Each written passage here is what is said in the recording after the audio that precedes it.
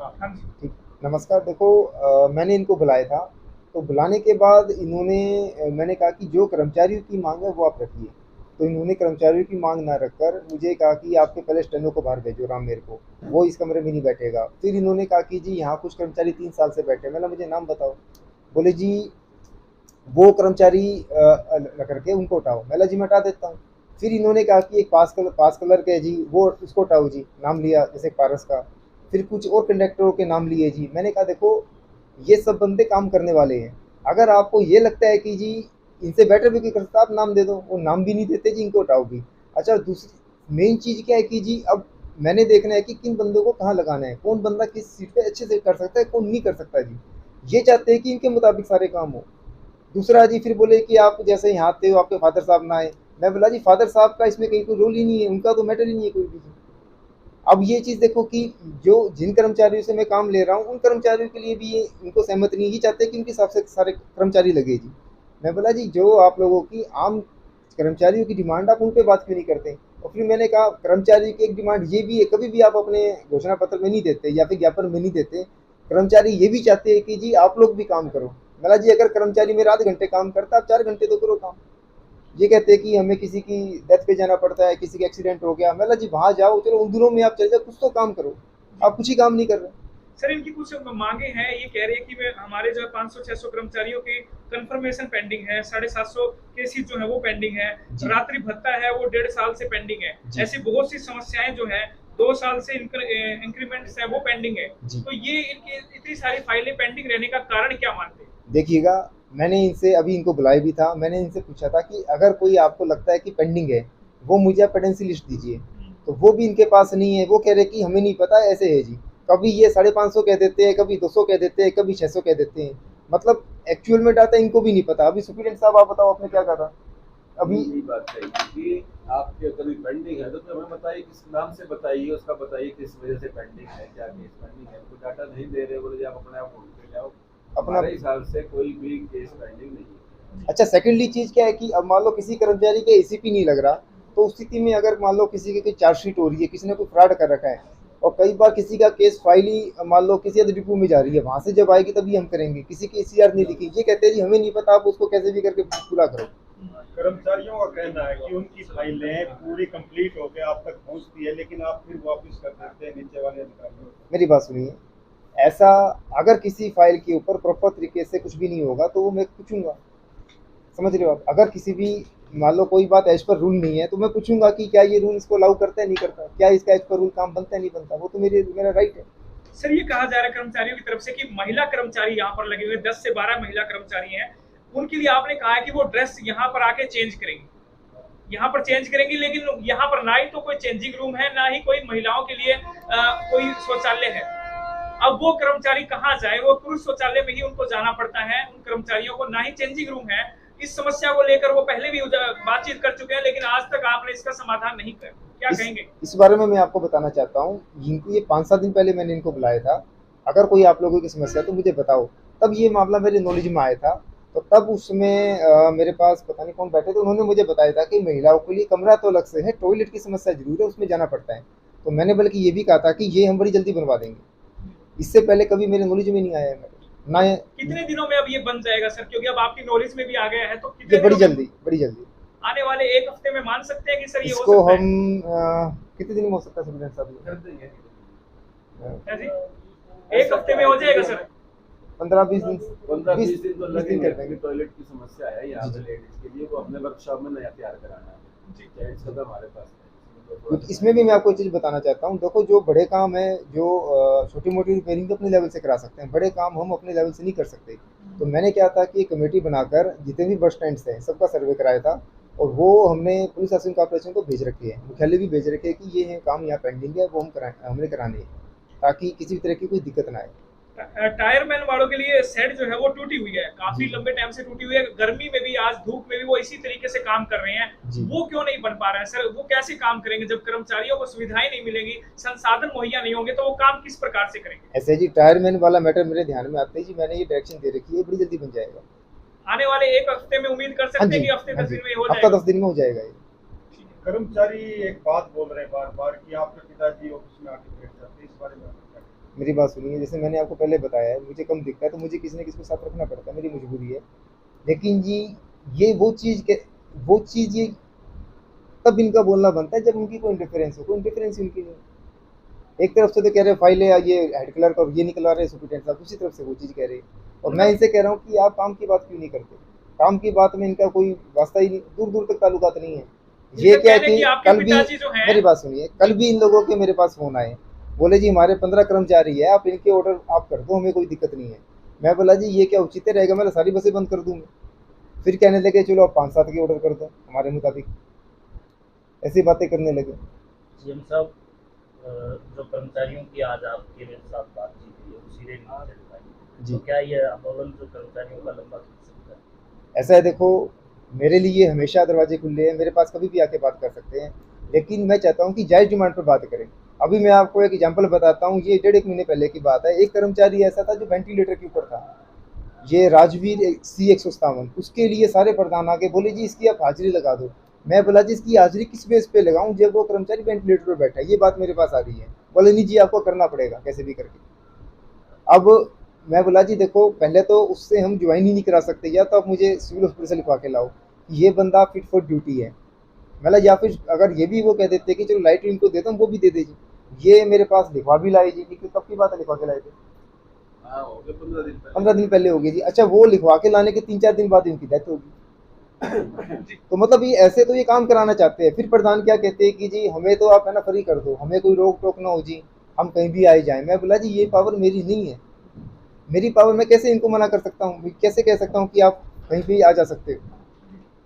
राहुल जी एक आरोप ये है कि आप यहाँ पर समय पे कभी भी नहीं पहुंचते, हर रोज 2 बजे आते हो, और कई चीजें उन्होंने फोटो भी हमें दिखाई जिसमें टाइमिंग लिखा हुआ आता है कि 2 बजे आप यहाँ पर आ रहे हैं, एंट्री होती जी। हुई नजर आ रही है। जी। तो जहाँ पर कार्यालय में 10 से 12 बजे तक पब्लिक डीलिंग का काम किया जाता है, वहीं पर 2 बजे आपका आना कितना वाजिब समझते हैं, और ऐसा क्यों होता है कि आप 2 बजे आते हैं? मैं आपको इस बारे में बताना चाहता हूँ, देखो हमारी ड्यूटी 24 आवर्स की होती है। जी जो ये कह रहे हैं जी, ये कई बार 4 बजे कह देते हैं, कई बार कहते आते ही नहीं जी। मतलब जी ये ऐसी ऐसी बातें कह देते हैं कि कुछ जो बिना उसके जिनका कोई सिर पाव भी नहीं है। तो हमारी ड्यूटी 24 आवर्स की है और मैं मेरे लेवल पे पूरा काम कर रहा हूँ। इसके अलावा कई बार देखो हमें फील्ड में भी जाना पड़ता है, ड्यूटी में भी जाना पड़ता है, जैसे कई बार मीटिंग होगी कहीं और अदर जगह होगी, तो वो चीज़ें। अब ये चीज़ देखो, ये चीज़ है। अच्छा सेकंड चीज़ क्या है कि हमारी ड्यूटी 9 से 5 तक की नहीं है। ऐसा नहीं है कि अगर कोई 6 बजे मेरे पास किसी का फ़ोन आ गया या फिर कोई हमारा गाड़ी का एक्सीडेंट हो गया या फिर कुछ भी हो गया, मैं अब नहीं करूँगा बात, वो हम नहीं कह सकते जी। हमें तो क्या जी सुप्रीम कोर्ट, हम वो चीज़ कह ही नहीं सकते। मतलब आपका फोन हर समय अवेलेबल रहता अवेलेबल है? रहता है, हम ध्यान देते हैं इसको। तो कई बार सर हमारा फोन भी नहीं उठ पाते हैं, कभी कभी देखो हो जाता है, कभी कभी हो जाता है, अदरवाइज मैं करता हूँ। तो मतलब सुबह आप समय पे आते हैं, ये बात कंफर्म मानी जाए कि आप सुबह समय मैं कह रहा हूँ कि 24 आवर्स हमारा ड्यूटी है जी। ये चीज़ है जी, वो चीज़ वो समझ ही नहीं रहे सुहेल साहब, छोटी और बात आ रही है जी। कि आपको भी बता रहे हैं कि 1.5 साल हो गई यहाँ, जी तो सर आप कर्मचारियों के साथ तालमेल क्यों नहीं बना पा रहे? सर ये क्या मतलब इतना लंबे समय तो हर एक की मतलब नेचर भी काम से भी हर बंदा अपना उसको समझ लेता है जी। तो इसके बाद में मतलब सर ये जैसे धरना देना ये होना जिस होना, आप उस पर कुछ बारे में कुछ करें, वो आपके बारे में कुछ करें सर? मैं इस बारे में आपको बताना चाहता हूँ, देखो आम कर्मचारी को कोई इशू नहीं है, उनके काम सारे हो रहे हैं। अब यूनियन वाले क्या चाहते हैं कि जी मैं कर रहा हूँ कर्मचारी का सीधा काम, मैं उनसे कहता हूँ कि कोई भी समस्या मुझसे आके मिलो। यूनियन वाले चाहते हैं कि जी वो हमारे मार्फत काम हो, जिनको हम कहते हैं आप बहाल कर दो, जिनको हम कहते हैं आप अगर कोई दोस्त भी ना उसको सस्पेंड कर दो, वो मैं कैसे करूँ? इसमें मेन आपको क्या लगता है कौन बंदा क्या हो सकता है? 2 बंदे हो, 3 बंदे हो, 4 बंदे हो? ऐसा है जी, देखो नहीं आपके हिसाब से हम रीड करना चाहते हैं जी, देखो ऐसा है जी, ये अपने निजी स्वार्थों को लेकर, ये अपने कर्मचारियों की डिमांड से इनका कोई लेना देना नहीं है। जो मैंने देखा है ये अपने निजी स्वार्थों को साधना चाहते हैं और अंदर आकर जी वही बात कर रही है कि जी वो कर्मचारी वहाँ क्यों बैठा है, हमारे ये कर दो, ये यहाँ नहीं काम करेगा, वो सीट पे काम नहीं करेगा। और जबकि मैं कह रहा हूँ कि आप कर्मचारी के सार्वजनिक मुद्दों पर बात करो अगर जो है, और आप मुझे ये बताओ कि कौन सी पेडेंसी लिस्ट है वो मुझे दो। अब वो भी नहीं दे रहे जी, ये कह रहे कि वो उनके पास है। अच्छा कभी कुछ कह देते कभी कुछ कह देते हैं, मतलब मुझे तो ऐसा लगता है कि वास्तव में इनके पास मुद्दे ही नहीं है। और आज भी मैंने इनको इन्वाइट किया है, इसको बुलाया, रिटर्न में लेटर जारी किया, इनसे पूछा है आपकी जो भी जायज़ डिमांड है मुझे बताओ। अब वो जायज़ डिमांड पे तो बात करना नहीं चाह रहे, ये कह रहे कि हमारा तो पहला ये है कि जी ये कर्मचारी यहाँ पे बैठा है, पास करके उठाओ, उसको उठाओ, ये ऐसा कर दो, ड्यूटी सेक्शन से उसको उठा दो। उसको ये कर दो जी, वहाँ मतलब इन बंदों को हटाओ फिर हम आगे बात करेंगे। अब ये देखो, ये तो मैंने देखना है, इनके अधिकार क्षेत्र में तो नहीं है जी। कोई कर्मचारी किस जगह अच्छा काम कर सकता है, कोई किस जगह अच्छा काम कर सकता है, ये तो मैंने देखना है जी। अब ये चीज उसके अंदर अब अपने किस तरीके से तालमेल बनाया जाएगा ताकि व्यवस्था अच्छी तरीके से चल सके, अपना काम जो है रोडवेज विभाग का अच्छे तरीके से चल सके, उसके लिए किस तरह से प्रयास आप लोगों की तरफ से किए जाएंगे? ऐसे जी देखो, मेरी तरफ से हर तरह के प्रयास किए जा रहे हैं। मैं सबसे पहले तो देखो, जो हमारा मेन काम क्या है, ट्रांसपोर्ट ये परिवहन विभाग है, जिसमें यात्री है उनकी डिमांड अनुसार उनको सुविधा देना, सबसे पहले तो मैं इस पर जोर दे रहा हूँ। और दूसरा क्या है कि इसी क्रम में हम नई नई बसें भी चला रहे हैं, और जो हमारे पास गाँव की डिमांड आ रही है मैं उनको भी अपने संसाधनों को देखते हुए पूरा करने का प्रयास कर रहा हूँ। इसके साथ साथ बस स्टैंड की सफाई पर भी मैं अपना जोर दे रहा हूँ, प्रॉपर हो बसों की सफाई पर भी मैं अपनी तरफ से कोशिश करता हूँ, जितना बेहतर कर सके हम करें। तो इन चीज़ों पे मैं ध्यान दे रहा हूँ। इसके साथ साथ जो भी सरकार की नई नीति आ रही है, जैसे ई टिकटिंग आ रही है, उनको हम लागू करने पे पूरा अपना ध्यान दे रहे हैं। तो मेरी कोशिश ये है कि जी एक अच्छी व्यवस्था दी जाए, ताकि हमारे पास जो यात्री आते हैं उनको बेनिफिट मिले। इसके साथ साथ अब कर्मचारियों की बात रही, कर्मचारियों के लेवल पर भी मैं मेरी तरफ से सभी केसों को फास्ट निकाल रहा हूँ।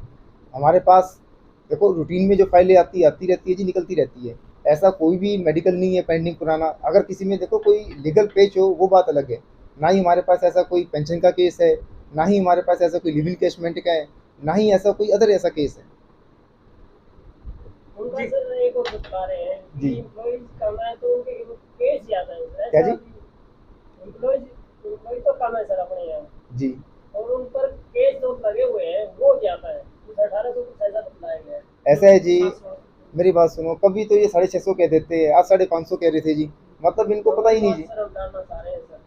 मेरी बात सुनिए, सर अब किस तरीके से इसका समाधान हो पाएगा, आप अपने लेवल पर या कोई कमेटी? मेरी बात सुनिए, इस इस चीज़ पे जी। चीज़ सुनिए। देखो, मेरे पास अधिकारियों की भी कमी है, यहाँ टीएम की 2 पोस्ट है, मेरे पास एक भी टीएम नहीं है। और एक टीएम जो भिवानी का है, उनके ऑर्डर भिवानी के अलावा हिसार का और चरखी दादरी का 3 कार्यभार दे रखा है, तो वो एक दिन आते हैं। तो मैंने वही फिक्स किया है कि जी जिस दिन वो आए उस दिन हम जो भी केसेज है वो उनके आगे निकालें।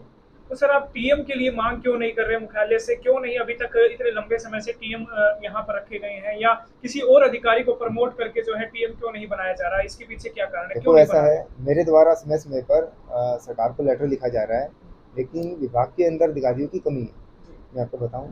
और जैसे ही अधिकारी इस कार्य के पास इस कार्य करते, तो क्या तब तक किसी और अधिकारी को इसका जो है पदभार संभालने के लिए मौका दिया जाएगा, ताकि जो पेंडिंग काम है वो सभी समय से निकल जाए?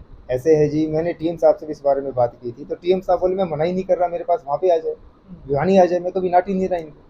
तो हफ्ते में एक दिन टीएम साहब हिसार आते हैं, क्या ऐसा पॉसिबल नहीं हो सकता कि हफ्ते में 3 दिन या 2 दिन उनको यहाँ बुलाया जाए ताकि ज्यादा काम निकल सके? ऐसे है, उनके पास भिवानी डिपो के अलावा हिसार और चरखी दादरी का भी चार्ज है, तो वो पॉसिबल नहीं है। मैंने जीएम साहब को रिक्वेस्ट भी की थी, लेटर भी लिखा था, तो उन्होंने मुझे कहा था वो एक दिन ही आ सकते हैं। तो क्या एसएस साहब या जो है अन्य अधिकारी जो है वो क्या उनको अतिरिक्त चार्ज नहीं दिया जा सकता? ऐसे है जी, देखो आपातकाल स्थिति में एसएस साहब भी कर देते हैं काम, ऐसा नहीं है, लेकिन मेन काम तो देखो जो टीएम का वही करेगी। अंत में ये जो धरना है कैसे समाप्त होगा, क्या रणनीति होगी, उसके बारे में?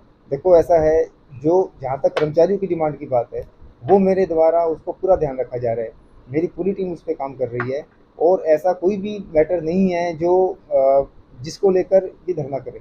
लेकिन अब ये बात ही ऐसी कर रही है कि वो बंदा वहाँ क्यों बैठा है, ये क्या बैठा है जी, इसको यहाँ से हटाओ। मैंने इनसे कहा कि जी आप हमें खुद बता दो, यहाँ कोई आपको लगता है ईमानदार बंदा, उनके आप नाम दे दो, वो भी नाम नहीं दे रहे। अब देखो व्यवस्था तो मैंने चलानी है, सरकार पूछेगी, मुझसे पूछेगी। अब ये ऐसी बेतुकी बातें कर रहे हैं।